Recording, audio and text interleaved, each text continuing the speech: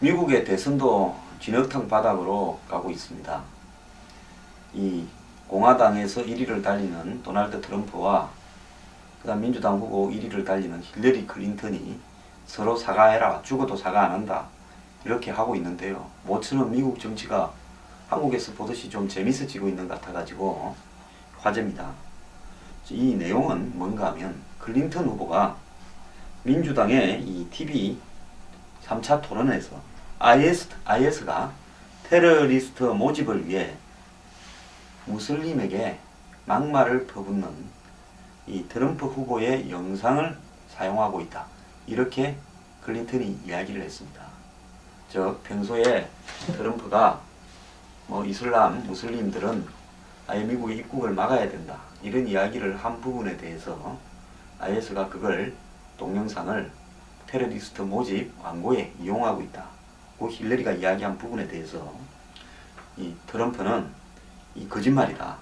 그런데 전문가들 검증에서는 이 트럼프가 말한 그런 내용들이 IS가 홍보 동영상으로 사용하고 있다라는 것이 확인된 게 없다라는 쪽으로 기울고 있습니다.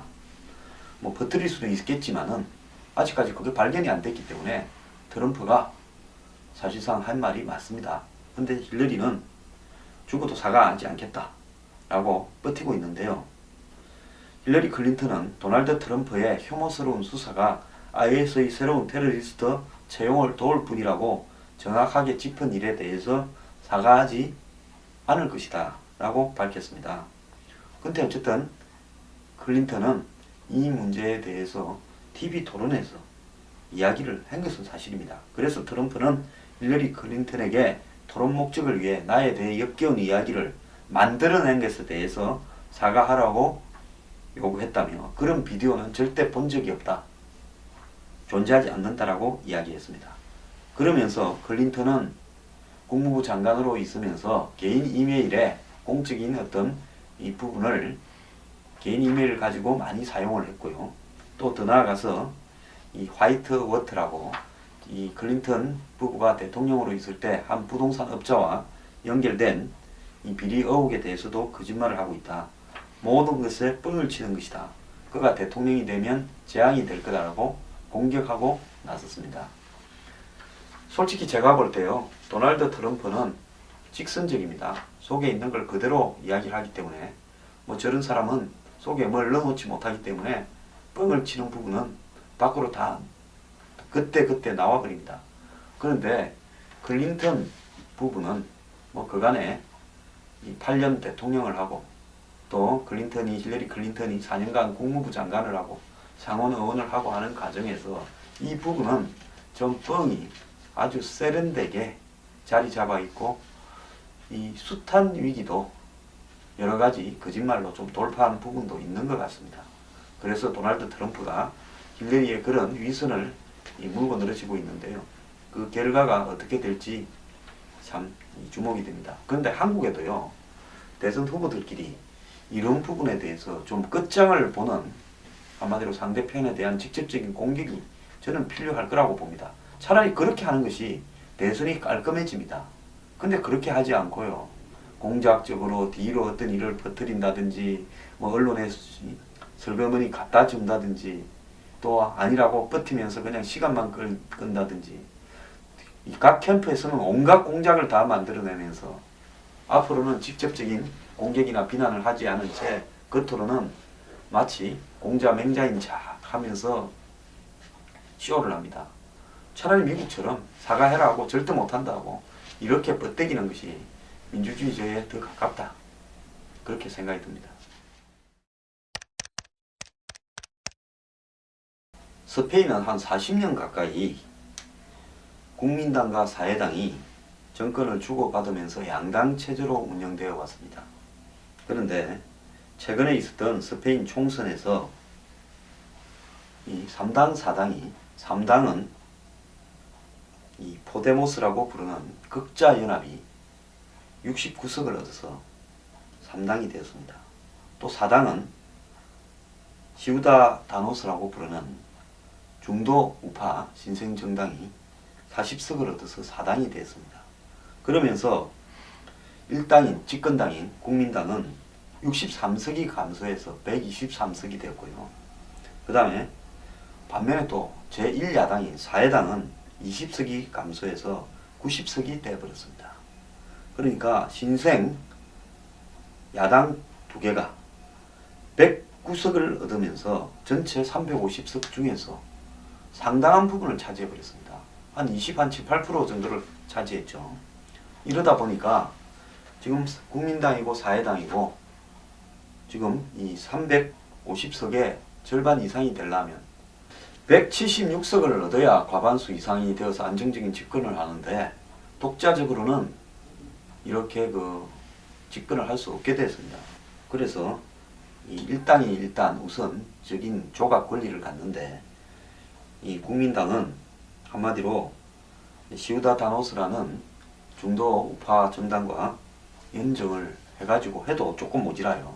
그래서 군소정당도 조금 끌어들여야 될 것으로 보이는데 이런 부분을 보면서 지금 유럽의 정치가 굉장히 급변하고 있다고 평소 제가 해온 이야기들이 입증이 되는 것 같습니다. 선거만 했다 하면 극자 아니면 극우가 이기고 이번 이 스페인 총선에서는 중도 우파가 일부 약진을 했지만은 어쨌든 기존의 신생정당 처음 만들어진 정당이 이렇게 대거 이 의회에 진입할 수 있다는 것은 유럽의 기성 정당들이 무너지고 있다는 것을 입증하는 겁니다. 그나마 스페인의 경제가 현재 1.4%의 성장을 해서 유럽에서 가장 높은 성장을 기록한 나라다. 그래서 스페인의 경제가 조금은 회복되고 있다. 그래서 집권 국민당이 그나마 이 권력을 상실하지 않고 선방이라고 할 수 있을 만큼 해냈는데 경제가 조금 좋아지는데도 이 모양이니 경제가 나빠지는 나라에서는 이 정권이 어떻게 될지는 뻔한 겁니다. 자, 유럽의 유권자들은 오랫동안 보통 우파 아니면 좌파 둘 중에 하나를 이렇게 선택하는데 스페인에서 이 중도 아니면 극자 정당이 한마디로 109석이나 이렇게 순식간에 차지해버리는 이런 신생정당의 약진이 나타난 것은 한마디로 광범위하게 퍼져있는 기성정치에 대한 혐오가 경제 위기와 더불어서 스페인의 청년 실업률이 50%에 달하는데 이 젊은 세력들이 이 사람도 저 사람도 못 믿겠다. 이 당도 저 당도 못 믿겠다. 그래서 차라리 새로 만들어진 그런 정당을 지지하자라고 해서 몰표를 던진 걸로 보입니다. 그래서 지금 한국의 총선은요, 내년 4월로 임박했는데 참 이런 어떤 이 한국적 상황에도 불구하고 한국의 국민들은 여전히 1, 2당에 충실하게 관습적이고 아주 그냥 습관적으로 표를 던집니다. 고향 따라서, 무슨 자녀 운이에 따라서요. 세대에 따라서. 자, 요가면서도 표 던집니다. 그래서 저는 한국 분들의 이런 정당을 선택하는 인내가 어디까지 갈지. 참 정치는 스페인 사람들보다도 훨씬 이야기를 많이 합니다. 술자리, 밥자리, 사람만 모였다 하면 정치 이야기를 합니다. 그러는데 막상 표 던질 때는요. 국민 모두가 정치학 박사인데 표 던질 때는 매우 우매하게 던집니다. 그래서요. 스페인은 한국보다는 훨씬 정치 선진국인 것 같다는 것이 제 생각입니다.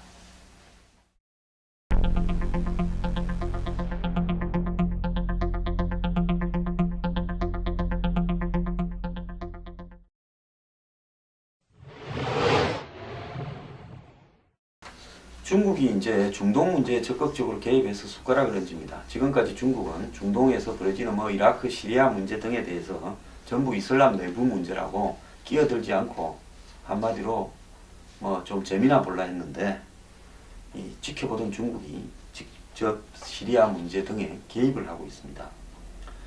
이 중국이 시리아 정부 대표와 반군 대표를 중국에 초청한다고 밝혔는데요. 이 중국의 입장은 시리아 문제는 반드시 정치적으로 해결돼야 되고 이는 각 이해 당사자국이 합의한 사안이자 유리한 해결책이다. 그래서 이 시리아 같은 이런 핫스팟, 그러니까 끓는 주전자는 무력으로 해결할 수 없다는 점에서 지난 5년간 이런 점들이 반복적으로 입증이 되었다. 그래서 이런 부분들을 해결하기 위해서는 결국은 당사자 간의 대화를 주선하겠다. 이런 입장을 밝혔습니다. 그래서 중국은 시리아 문제를 이 투쟁 당사자 간의 정치적 해결을 갖다가 도모하겠다라는 명분으로 시리아 문제에 이제 개입을 본격적으로 시작을 했습니다.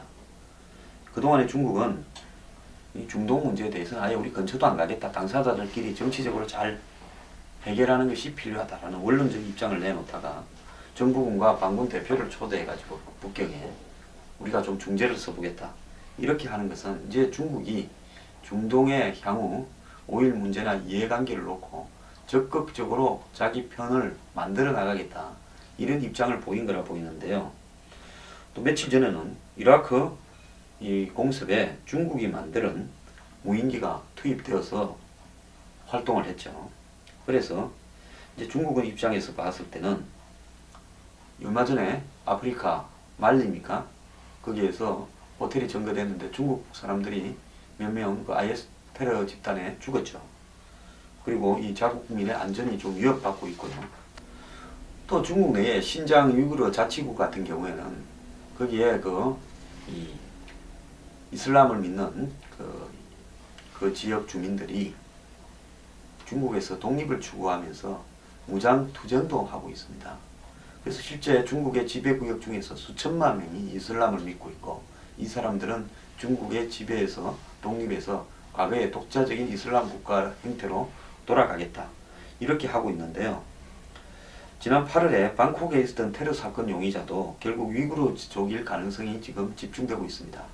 그래서 중국도 자기들도 이런 IS나 중동과 관련된 테러에서 자유롭지 못한 상황이고 잘못하면 신장 위구르 자치구에 IS가 들어올 수도 있으니까 이참에 선제적으로 중동 문제 해결에 적극적으로 나서고 이제 필요하다면 아마 무력도 행사하겠다라는 전조를 지금 보이는 것 같습니다. 미국은 오바마 행정부가 들어서서 아프간이나 이라크에서 철군을 하면서 지금도 지상군 투입을 이라크에는 상당히 끓이고 있습니다. 아프간에는 거의 대부분을 철군에 가다가 지금 다시 조금 10,000명 이상의 군대를 좀 보내서 이 정파를 하고 있는 상황입니다. 미국은 세일가스, 세일오일 등이 많이 나오기 시작하면서 사실 이 석유에 기반한 중동 개입 정책을 이제는 포기하는 단계로 가고 있는 게 아닌가 그렇게 보이고요.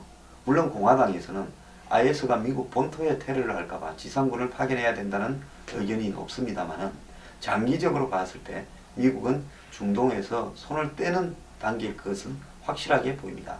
그 미국의 공백을 러시아와 중국이 들어가서 미국이 철수한 이 중동의 오일 문제에 있어서 자신들이 지배를 해나가겠다. 이런 전략으로 보입니다.